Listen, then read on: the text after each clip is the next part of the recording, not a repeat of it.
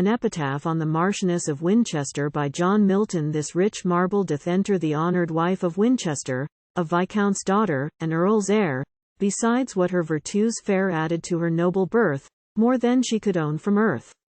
Summers 3 times 8 save one she had told, alas too soon, after so short time of breath, to house with darknes and with death.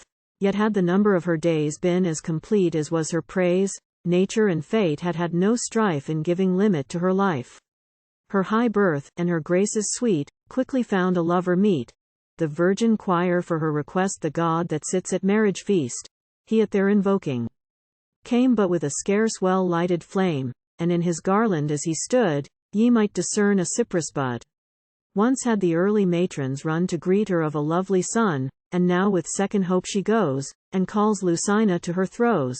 But whether by mischance or blame Atropos for Lucina came, and with remorsel's cruelty, spoiled at once both fruit and tree. The Haple's babe before his birth had burial, yet not laid in earth, and the languished mother's womb was not long a living tomb.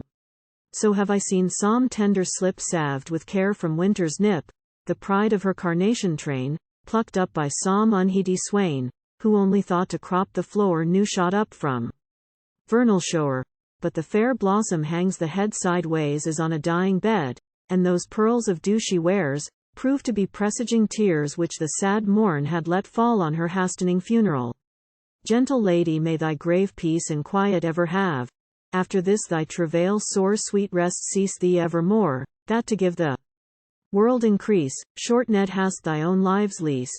Here besides the sorrowing that thy noble house doth bring, here be tears of perfect moan wept for thee in Helicon, and psalm flowers, and psalm bays, for thy hears to strew the ways, sent thee from the banks of Came, devoted to thy virtuous name, whilst thou bright saint high sit'st in glory. Next are much like to thee in story, that fair Syrian shepherdess, who after years of Berenes, the highly favoured Joseph bore to him that served for her before, and at her next birth much like thee, through pangs fled to felicity, far within the bosom bright a blazing majesty and light, there with thee, new welcome.